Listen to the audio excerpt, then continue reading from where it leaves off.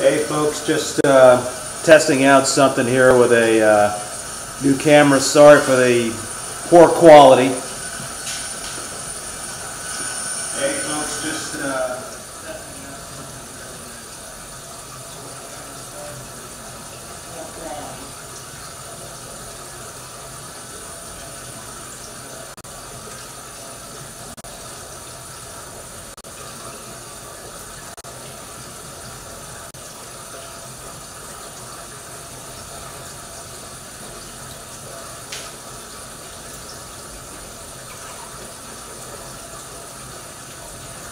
Yeah, the reef is about, geez, I started it back up again in the end of April, so it's been going, what's that, May, June, July, and I just added a whole bunch of frags. Again, I really apologize, the quality is a little blurry, got a different camera here, but I'm just trying to test out some live streaming capabilities.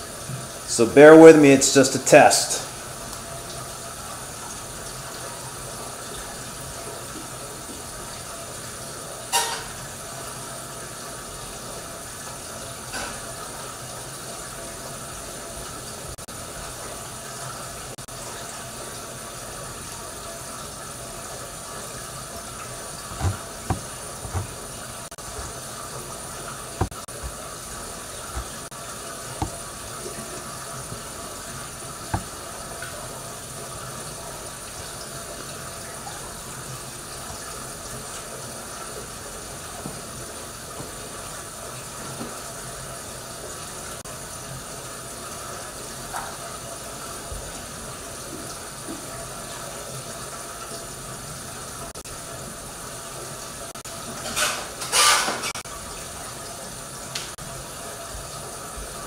I love that purple tang. That purple tang is awesome, but thanks for asking.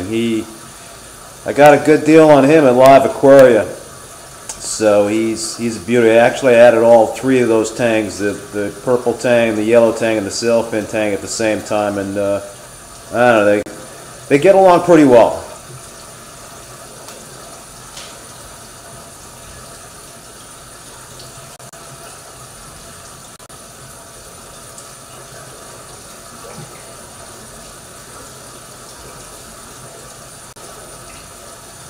Let me know if you guys can actually hear me talking. I just want to double check on the audio in this thing too, but this is just a test here with this video.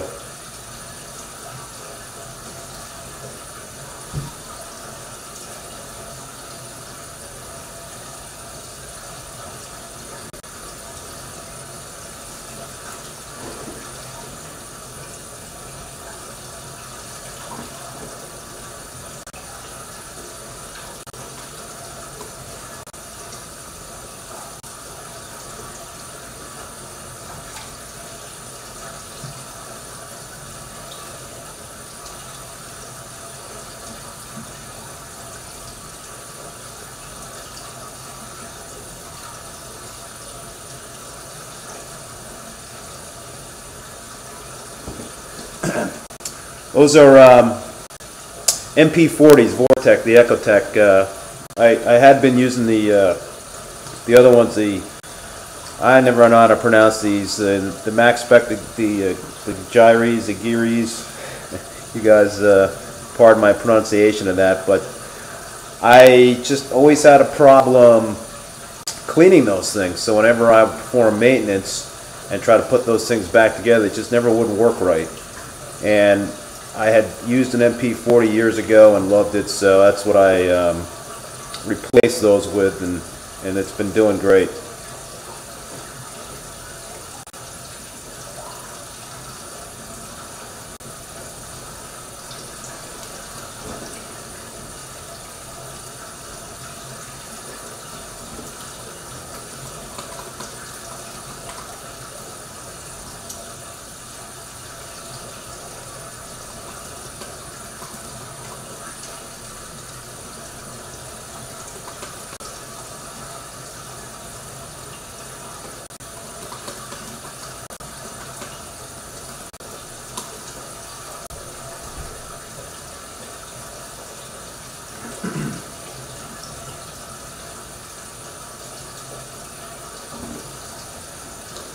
gotta check my output settings. Maybe that's something that I gotta figure out here. But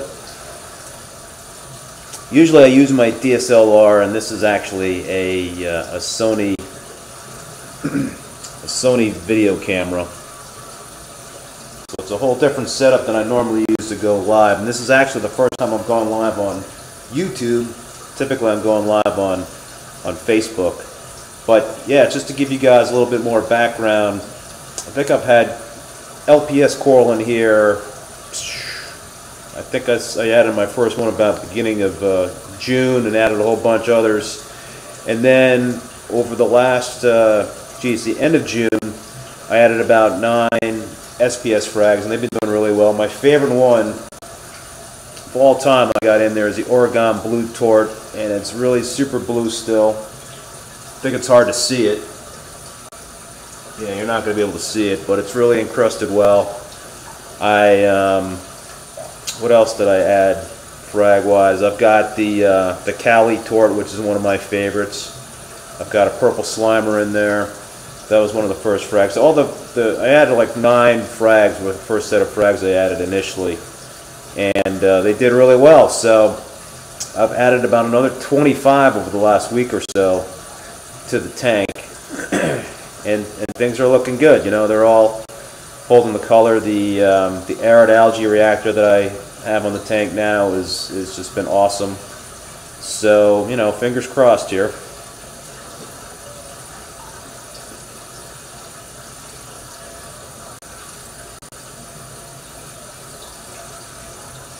How often am I doing water changes? Usually once every other week.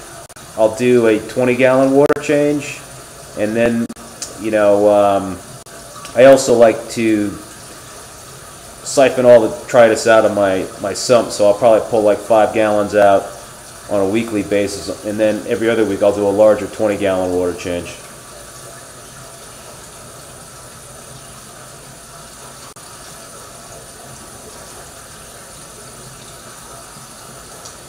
Yeah, in terms of the minimalist look in terms of the aquascape, I'm pretty much done in terms of the amount of room I have to place frags. I've got, like I said, about 35 frags in there right now, and I am pretty much done. But I really think less is better when it comes to rock, and you let the corals grow out. So I think a lot of these frags are close together, and I think what will happen, over time is that the ones that I really like will I'll keep in there. Things will probably, hopefully I'll have a problem. Things will start growing and getting tight together, and then I can kind of pick and choose the corals that are doing the best. So, but I've learned over the years that less is better when it comes to rock.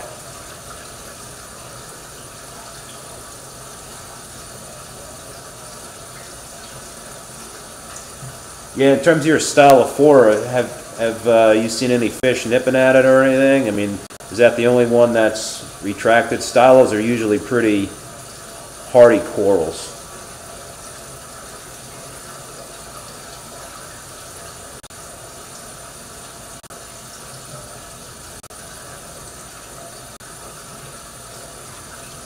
Yeah, red field ratio. That's a good one.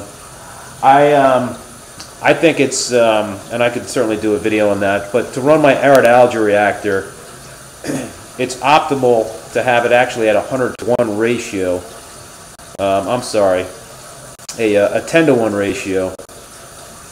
No, I take that back, 100-to-1 ratio. So right now my nitrates are about 5 parts per million, and my phosphates are around 0.04. So that is the optimal ratio for growing chaeto in the reactor, and that's what I'm targeting right now. But I know 16-to-1 is what's often cited in terms of that red field ratio. But I'm targeting 100-to-1. How old is this tank? Well, the tank itself, I started this tank about a couple of years ago, and I had a lot of problems with dinoflagellates and algae and all that stuff. So I took it down in March, and I rebooted it at the end of April. So what you're looking at right now is just a few months old.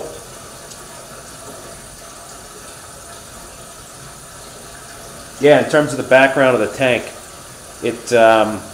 I keep that clean. So I basically I get behind there with a magnet every other day, and I use a scraper to get what I can't get with the magnet. So I really like the black background, and to keep everything, you know, clean in that regard. Because really, once the coral's growing, it just makes everything pop. And again, I wish it was a better picture quality here, where you can see this tank in a better way. And what I'll probably end up doing is an updated tank video with my DSLR to really give you guys a good look in terms of close-ups of what the corals look like and all that sort of thing.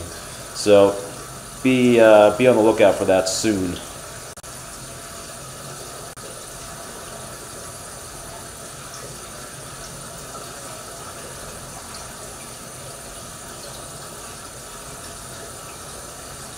Yeah, I certainly went through some new tank uglies. I had a really good case of diatoms again with this tank, which I had with this tank when I originally started it out, and I really did nothing. I just let it ride for like a couple of weeks, and you know what? It worked its way out. So you know, that's always the best rule of thumb with diatoms, is to try to just let nature take its course, and it did work itself out, so I didn't have to do any blackouts or anything like that. It wasn't a terrible case, but it came up, and you know, I've had some little patches of green algae and hair algae, but the Cato reactor, I think, is really working great in that regard, and it's nice to see little patches of green algae versus that ugly brown crap.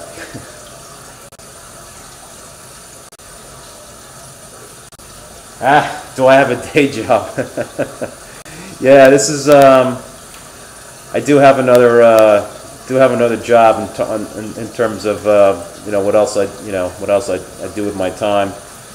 Besides ReefBum, I also manage our local public access TV stations in the area I live in, Vermont. So that's been a lot of fun. But I'm really passionate about ReefBum, and will continue to be passionate about it. Continue to do this stuff and bring you guys videos, and hopefully help educate folks out there.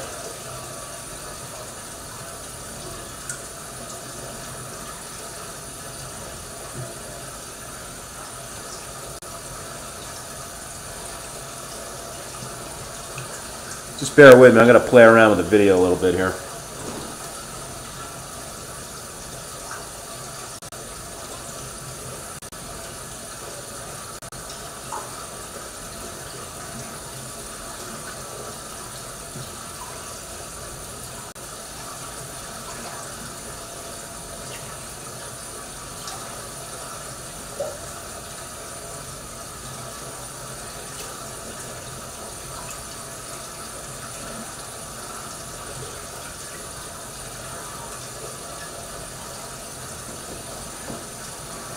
Yeah, the tangs don't really fight too much. I mean, sometimes they'll, like right now, they're the purple tang and the yellow tang kind of give each other a little bit of the business, but nothing too serious. Because I put all three of them in together, and I think that was a big, that was an important thing.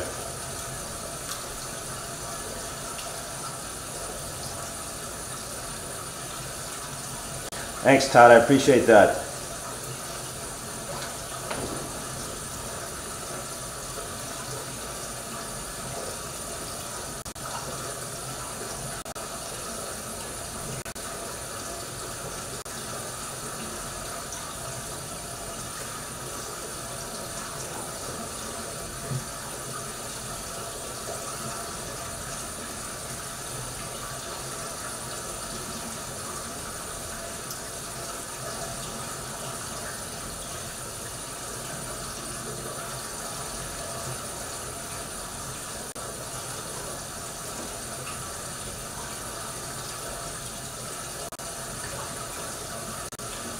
Anybody else have any other questions?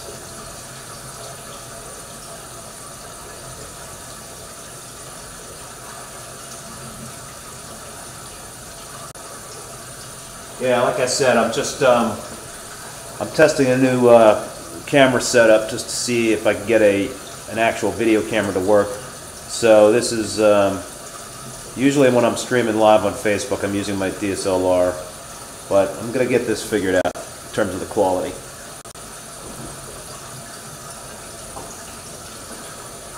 Yeah, Jerry, I don't quarantine fish, and I really want to, and I thought a lot about doing that. And when I rebooted this tank, I definitely gave some serious thought to setting up a quarantine tank. So if you got the space and the means to do it, I would highly recommend doing that.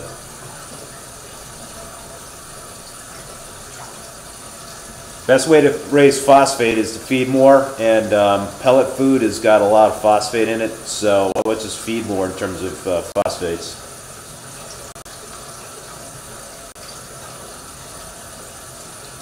Yeah, Ron, so far so good. Everything is looking good. It's I'm loving the algae reactor. I'm loving the 2-part dosing versus using a calcium reactor. I've got the new flow set up here with the MP40s. What else did I change up? I'm using live rock versus dry rock, and that's, you know, I mean, the tank just cycled really quickly versus the dry rock, and I don't know, it just didn't go well with the dry rock. That was, for me, a failed experiment. I know a lot of people use it, but I just had one problem after another.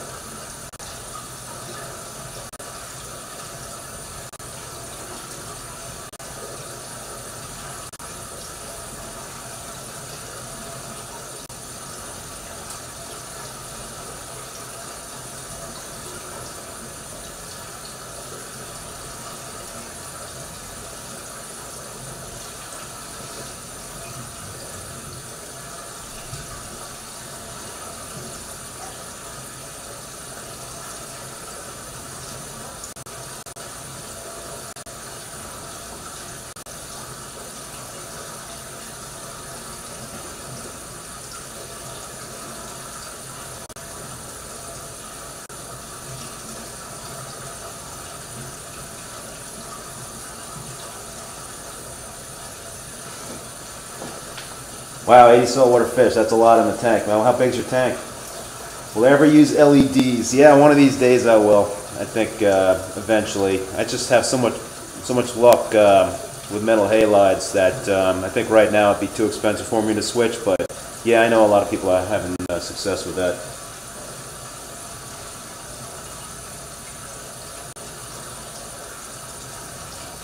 Pete, are you talking about the algae reactor?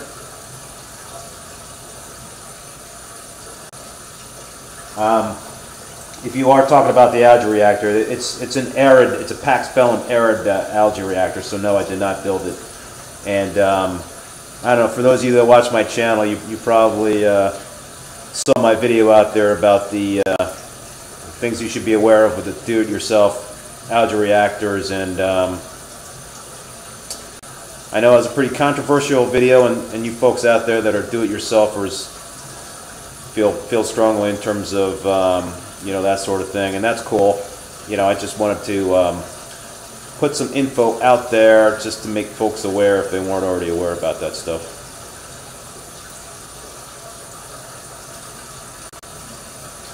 Yeah, blue squammy. I love that clam. They're so expensive, though. I tried. Geez, I lost 3 clams in this tank. That was really the only clams or something I've been having problems keeping alive with this tank. It might have been a bad batch of clams, but maybe I tried them too early. I do love clams a lot, so who knows? But yeah, the blue squammies are awesome. They're just very expensive.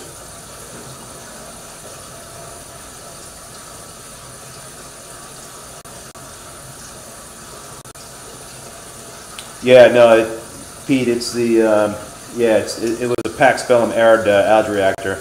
I sell them on my site, so you can go check them out. ReefBum.com.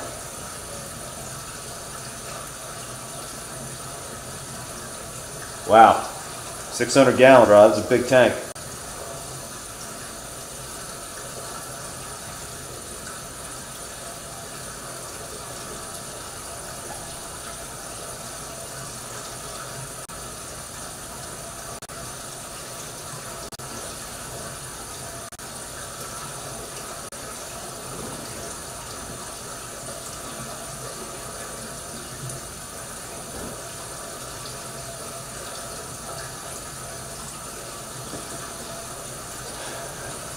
Where to get the clams from? I got them from Aqua SD, and yeah, in fact, I got most of the LPS you're looking at from Aqua SD, so I was really happy about that. They did a great job, and they're great to deal with, and I think I've got a clam credit from them. So yeah, I highly recommend getting stuff from Aqua SD.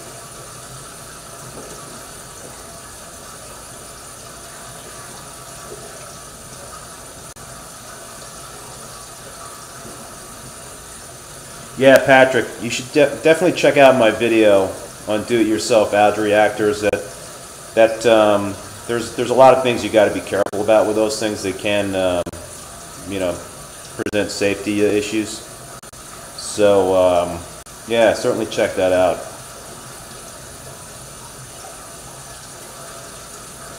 Now, Pete, I've never used Marine Pure. What is that?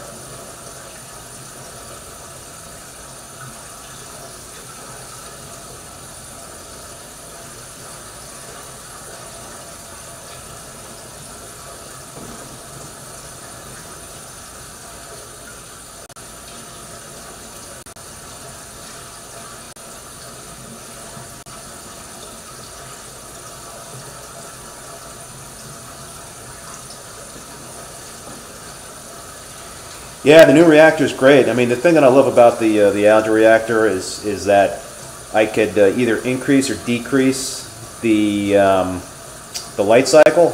So I had the lights going for maybe 11 hours, or maybe it was longer, because I had a lot of phosphates at the beginning, and it basically drove it all the way down to 0. And I didn't want to have it at 0, so then I started lowering the light cycle, and I had it down about as low as 5 hours in a day, and you know, my phosphate started to rise, and you know, now I got it up to 9 hours a day. So the last reading I had on phosphates was 0.04, so that's pretty close to where I like it. And you know, the advantage with this versus GFO in my mind is that you can control the phosphates with this by adjusting the light cycle. With GFO, I really just felt helpless, and I had you know, not a lot of luck in being able to adjust the phosphates up and down by, you know, either adding or subtracting the GFO, and that's also, it's a pain in the ass to do that. So it's really easy for me to go into my Apex and just adjust the light cycle and you know, impact the phosphate levels in that way. So to me, it's really no comparison between the two. It's just a lot easier. It's definitely an investment to have an algae, you know, a Pax Bellum algae reactor. They're you know, they're not cheap, and you do have to have knowledge of water chemistry. So you got to be very you know, in tune with your parameters. So it's not a set it and forget it type of thing, but I think it's totally worth it.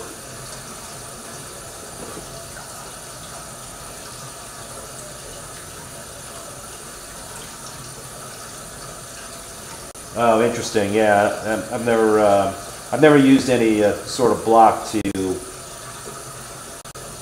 pull out any nutrients.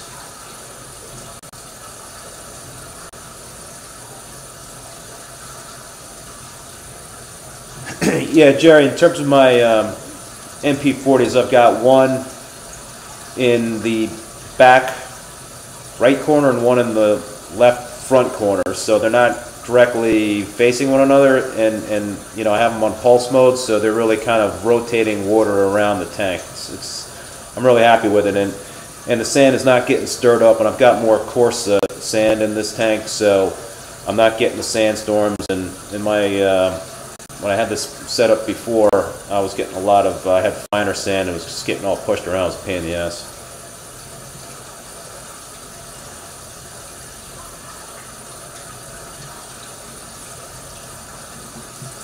This is a 187-gallon tank, so it's 30 inches wide, 24 inches tall, and it's 60 inches long. Thanks for asking, Pete.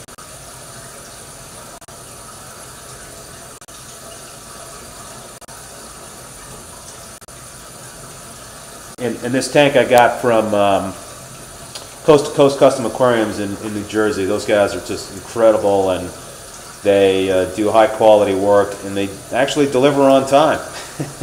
which is important with a custom tank builder.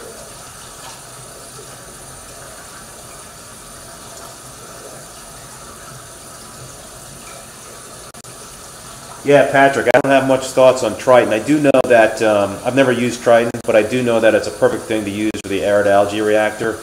That's, so basically if you do the Triton with the arid algae reactor, you won't need to essentially do any water changes, and you could even go skimmerless. But I'm still using a skimmer. I like to do the water changes, and I guess I'm more of a traditionalist that way, but I know a lot of people have had luck using the Triton system.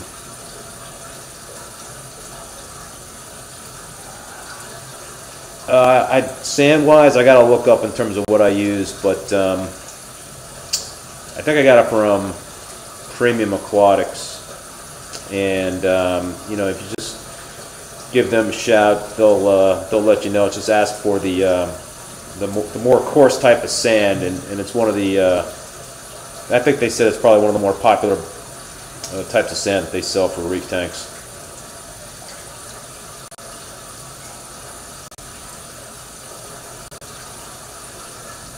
Yeah, nice. 187 gallon too. Yeah, cool.